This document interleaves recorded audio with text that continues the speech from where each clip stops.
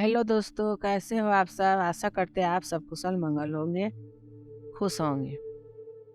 आइए मैं आपको शिव पुराण की दूसरी कथा शिव और सती का विवाह की कहानी सुनाती हूँ। दक्ष प्रजापति की कई पुत्रियां थीं। सभी पुत्रियां गुणवती थीं, फिर भी दक्ष के मन में संतोष नहीं था।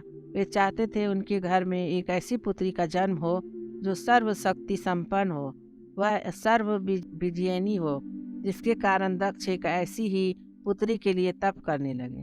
तप करते करते अधिक दिन बीत गए तो भगवती आद्या ने प्रकट होकर कहा, मैं तुम्हारी तप से प्रसन्न हूँ।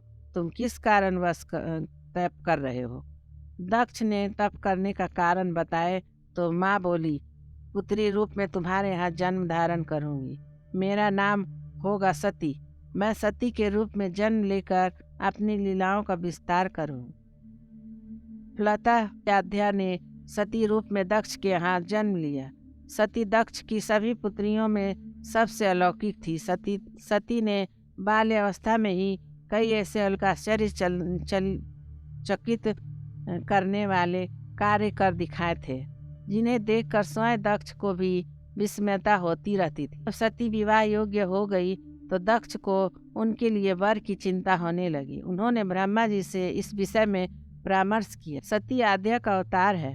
आद्या आदि शक्ति और शिव आदि पुरुष है। अतः सती के विवाह के लिए शिव ही योग्य और उचित वर है। दक्ष ने ब्रह्मा जी की बात मानकर सती का विवाह भगवान शिव के साथ कर दिया। सती कैलाश में जाकर भगवान शिव के साथ रहने लगी। भगवान शिव के दक्ष के दामाद थे, किंतु एक ऐसी घटना घटित हो गई जिसके कारण दक्ष के हृदय में भगवान शिव के प्रति बैर और विरोध भाव पैदा हो गया। एक बार देवलोक में ब्रह्मा ने धर्म के निरूपण के लिए एक सभा का आयोजन किया था। सभी बड़े बड़े देवता सभा में एकत्र हो गए थे। भगवान शिव भी इस सभा में बैठे थे। सभा मंडल में दक्ष का आगमन हुआ। दक्ष के आगमन पर सभी देवता उठकर खड़े हो गए, पर भगवान शिव खड़े नहीं हुए। उन्होंने दक्ष को प्रणाम भी नहीं किया। फलतः दक्ष ने अपमान का अनुभव किया। केवल यही नहीं, उनके हृदय में भगवान शिव के प्रति ईर्ष्या की आग जल उठी। वे उनसे बदला लेने के लिए समय और अवसर की प्रतीक्षा करने लगे। एक बार सती और शिव कैलाश पर्वत पर बैठे हुए परस्पर वार्तालाप कर रहे थे। उसी समय आकाश मार्ग से कई विमान कनखल की ओर जाते हुए दिखाई पड़े। सती ने उन विमानों को देखकर भगवान शिव से पूछा, प्रभु, ये सभी विमान किसके हैं और कहाँ जा रहे हैं। भगवान शंकर ने उत्तर दिया, आपके पिता ने बहुत बड़े यज्ञ का आयोजन किया है। समस्त देवता और देवता गणाएं उन विमान में बैठकर उसी यज्ञ में सम्मिलित होने जा रहे हैं। इस पर सती ने दूसरा प्रश्न किया, क्या मेरे पिता ने आपको यज्ञ में सम्मिलित होने के लिए नहीं बुलाया। भगवान शंकर ने उत्तर दिया, आपके पिता मुझसे बैर रखते हैं, मुझे वे क्यों बुलाने लगे। सती मन ही मन सोचने लगी, फिर बोली, यज्ञ के इस अवसर पर अवश्य मेरी सभी बहनें आएंगी। उनसे मिले हुए बहुत दिन हो गए। यदि आपकी अनुमति हो, अपने पिता के घर जाना चाहती हूँ। यज्ञ में सम्मिलित हो लूंगी और बहनों से भी मिलने का शुभ अवसर मिलेगा। भगवान शिव ने उत्तर दिया, इस समय वहाँ जाना उचित नहीं होगा। आपके पिता मुझसे जलते हैं, हो सकता है वे आपका भी अपमान करें। बिना बुलाए किसी के घर जाना उचित नहीं होता है। इस पर सती ने प्रश्न किया, ऐसा क्यों। भगवान शिव ने उत्तर दिया, विवाहिता लड़की को बिना बुलाए पिता के घर भी नहीं जाना चाहिए, क्योंकि विवाह हो जाने के बाद पर लड़की अपने पति की हो जाती है। पिता के घर से उसका संबंध टूट जाता है। लेकिन सती पिहर जाने के लिए हट करती रही, अपनी बात बार बार दोहराती रही। उनकी इच्छा देखकर भगवान शिव ने पिहर जाने की अनुमति दे दी। उनके साथ अपना एक गण भी साथ में भेज दिया। उस गण का नाम वीरभद्र था। सती वीरभद्र के साथ अपने पिता के घर गई। घर में सती से किसी ने भी प्रेम पूर्वक वार्तालाप नहीं किया। दक्ष ने उन्हें देखकर कहा, तुम क्या यहाँ मेरा अपमान कराने आई। बहनों को तो देखो, वे किस प्रकार भांति भांति के अलंकारों और सुंदर वस्त्रों से सुसज्जित है। तुम्हारे शरीर पर मात्र बागंबर है। तुम्हारा पति शमशानवासी और भूतों का नायक है। वह तुम्हें बागंबर छोड़कर पहना भी क्या सकता है। दक्ष के कथन से सती के हृदय में पश्चाताप का सागर उमड़ पड़ा। वे सोचने लगी, उन्होंने यहाँ आकर अच्छा नहीं किया। भगवान ठीक ही कह रहे थे, बिना बुलाए पिता के घर भी नहीं जाना चाहिए।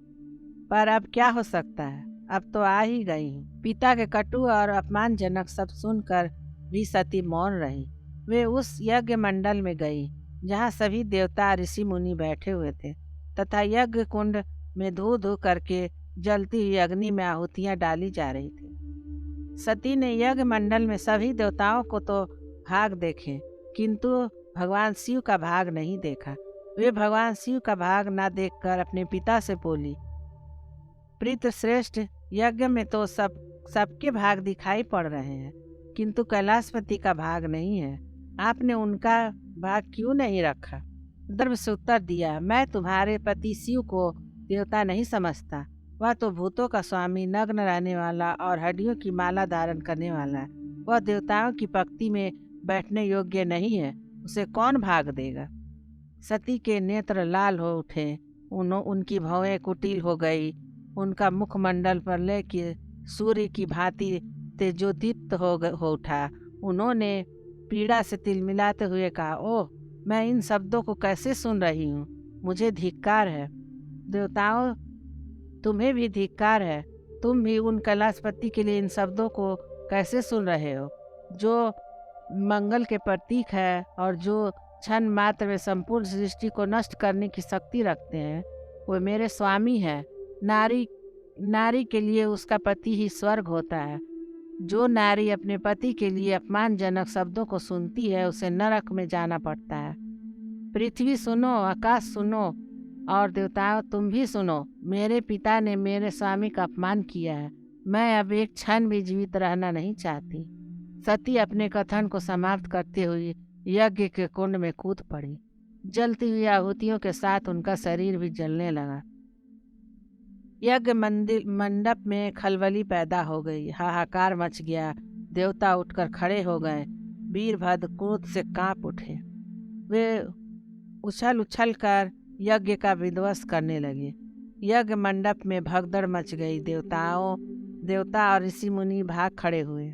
वीरभद्र ने देखते ही देखते दक्ष का मस्तक काट कर फेंक दिया। भगवान शिव के कानों में भी पड़ा।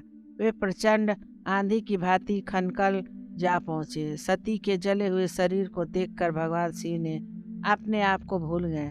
सती के प्रेम और उसकी भक्ति ने शंकर के मन को व्याकुल कर दिया।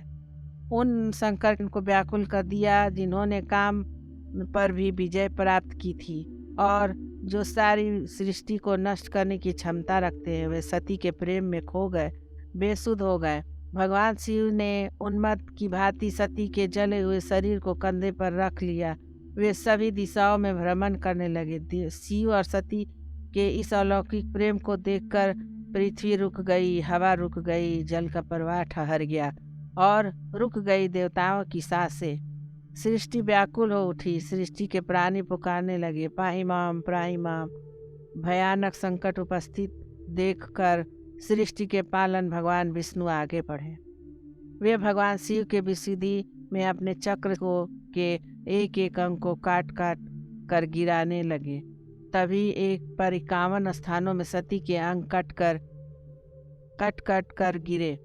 जब सती के सारे अंग कट कर गिर, भगवान शिव पुनः अपने आप में आए।